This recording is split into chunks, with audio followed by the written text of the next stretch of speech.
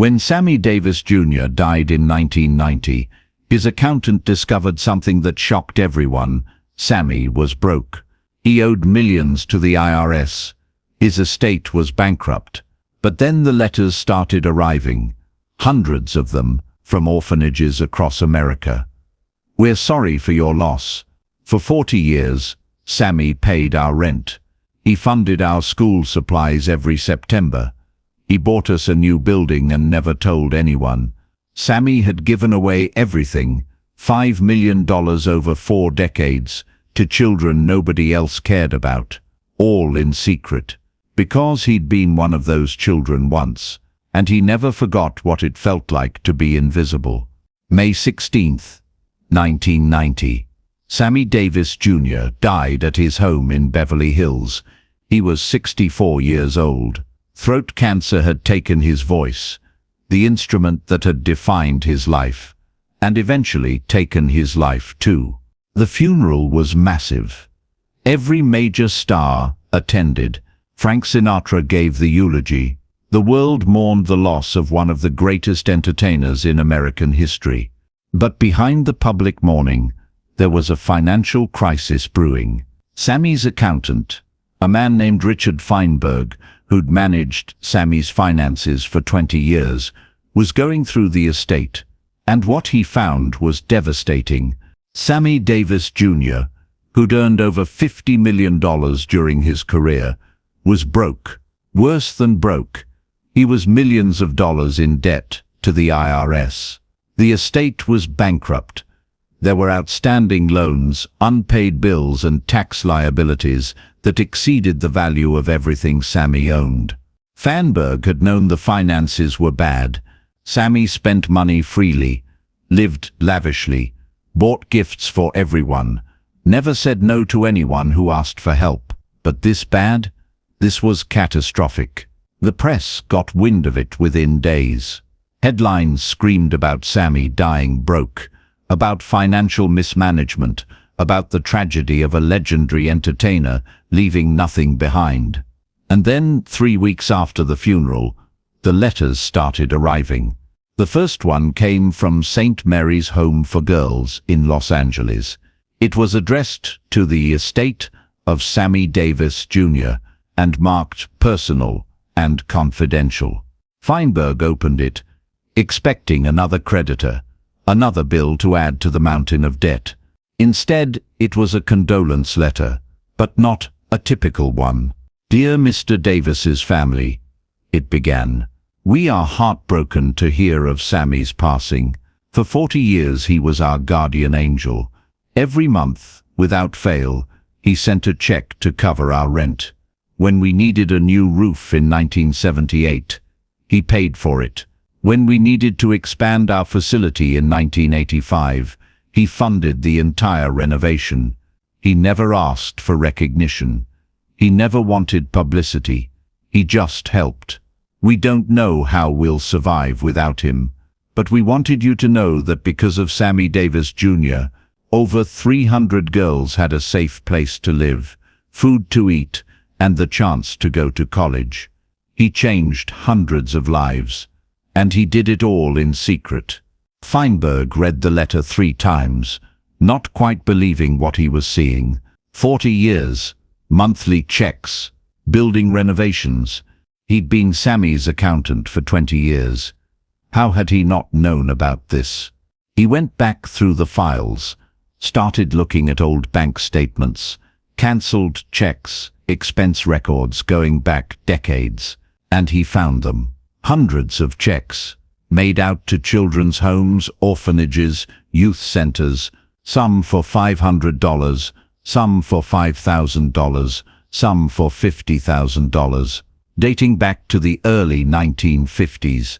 The checks were always from Sammy's personal accounts, never from his business accounts. They were categorized as personal expenses, with no detail, no explanation. Feinberg had seen them over the years, but assumed they were gifts to friends, personal donations, nothing systematic. He'd been wrong. The next day, another letter arrived. This one from Hope House in New York City. Same message. Sammy funded our operations for 35 years. We never knew how to thank him because he wouldn't let us acknowledge him publicly. Then another, St. Catherine's Home for Girls in Harlem. Sammy's been paying our property taxes since 1965. Another, Sunshine Home for Children in Chicago. Every Christmas for 28 years, Sammy sent gifts and college fund contributions for every child in our facility. They kept coming. 1 letter, 2 letters, 5 letters, 10, 20. By the end of June 1990, Feinberg had received correspondence from 47 different children's homes across America, all telling the same story. Sammy Davis Jr. had been supporting them, quietly, anonymously, for decades. Feinberg did the math. Based on the letters and the bank records he could verify, Sammy had given away approximately $5 million over 40 years to children's charities, and that was in actual dollars, not adjusted for inflation. In 1990 dollars, it was worth far more. No wonder Sammy was broke. He'd given away a fortune, but why in secret? Why not make it public? Get the tax deductions, use his celebrity to raise even more money for these causes. Feinberg found the answer in a letter. Sammy had written to the director of St. Mary's Home for Girls in 1982. It had been filed away in Sammy's personal papers. The director had written asking if Sammy would be willing to let them name their new wing after him. It would help with fundraising. She explained, people would be more likely to donate if they knew Sammy Davis Jr. was involved. Sammy's response was firm but kind. Dear Sister Margaret, I appreciate the offer, but I must decline. These children don't need to be someone's public good deed. They don't need to be props for my image or anyone else's. They need to be valued for who they are. Kids who deserve a chance, not charity cases that make donors feel good about themselves. I was one of those kids once. I know what it feels like to be used as evidence of someone's generosity. I don't want to do that to these children.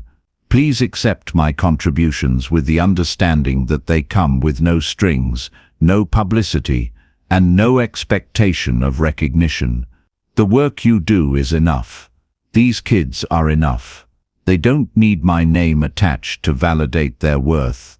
Feinberg sat in his office, reading that letter, and suddenly understood. This wasn't about tax deductions or public relations. This was personal. This was about Sammy's own childhood. Sammy Davis Jr. had been working since he was 3 years old, put on stage by his father as part of the Will Mastin trio. He never went to school, never had a normal childhood, never had the luxury of just being a kid. He was a breadwinner at 7, a commodity. A performer whose value was measured by how much money he could make, how much applause he could generate, how much he could contribute to the family business. He understood what it felt like to be seen as useful rather than valuable, to be someone's means to an end rather than a person worth caring about for their own sake. And he'd spent 40 years making sure other children didn't feel that way. Feinberg started calling the organizations that had sent letters. He wanted to understand the full scope of what Sammy had done. Sister Margaret from St. Mary's Home for Girls told him about the Christmas visits. Every Christmas Eve, she said, from 1951 until 1989, Sammy would show up. No press, no photographers, just him, sometimes alone, sometimes with his wife, Altavise. He'd bring gifts, not just toys but practical things, coats, shoes, school supplies. And for the older girls, the ones about to age out of the system, he'd set up college funds, small ones, $5,000 or $10,000, but enough to give them a start. He'd sit with each girl and talk to them, really talk about their dreams, their plans, what they wanted to be. He treated them like they mattered. Sister Margaret's voice broke with emotion. One year, 1976, I think, one of our girls asked him why he did it, why he kept coming back, why he gave so much, why he cared about kids nobody else wanted. And you know what he said? What? Feinberg asked. He said, "Because I was one of those kids, not in an orphanage, but I was a kid nobody saw. They saw the entertainer, the talent, the money I could make, but they didn't see me. You girls deserve to be seen, not as charity cases, not as someone's good deed, but as human beings with value and potential and futures. I come here to remind you of that, and I do it quietly because this isn't about me, it's about you." Feinberg learned about other acts of generosity that had gone unrecorded. The director of Hope House in New York told him about the time Sammy paid for a girl's emergency surgery, $35,000 in 1983, when insurance wouldn't cover it. The administrator at Sunshine Home in Chicago described how Sammy had bought them a van in 1977 so the kids could go on field trips. The principal at St. Catherine's in Harlem explained that Sammy had been funding their music program since 1965 because he believed every child should have access to the arts. Story after story, decade after decade, hundreds of children whose lives had been changed by a man who never wanted credit. But there was one story that particularly struck Feinberg. It came from a woman named Patricia Williams. Patricia called him in July 1990. She'd seen the news about Sammy's estate being bankrupt and wanted to share something. "I grew up at St. Mary's Home for Girls," she said. "I was there from 1968 to 1976. Every Christmas this man would come visit us. We didn't know who he was at first. We were little kids. We didn't recognize celebrities. He was just this nice man who brought presents and talked to us like we mattered. When I was 17, about to age out of the system, he sat down with me and asked what I wanted to do with my life. I told him I wanted to be a teacher, but I'd never be able to afford college. He looked at me and said, 'What if you could?' A month later, Sister Margaret told me an anonymous donor had set up a college fund for me, full tuition plus living expenses." Patricia paused, her voice thick with emotion. "I didn't know it was Sammy until years later. I saw him perform in Vegas in 1985 and recognized him, recognized his voice, his mannerisms, his kindness. I went backstage after the show and asked if he remembered me. He did. We talked for an hour. I told him I'd become a teacher, that I was working at an elementary school in South Central LA, teaching kids who looked like I did, who came from nothing like I did. And you know what he said?" "What?" Feinberg asked. "He said, 'You succeeded because you worked hard, and you're talented, not because of me. Don't give me credit for your achievements. You did that.' He refused to let me thank him, refused to take any credit, just wanted to know about my students, my life, my happiness." Patricia's voice broke.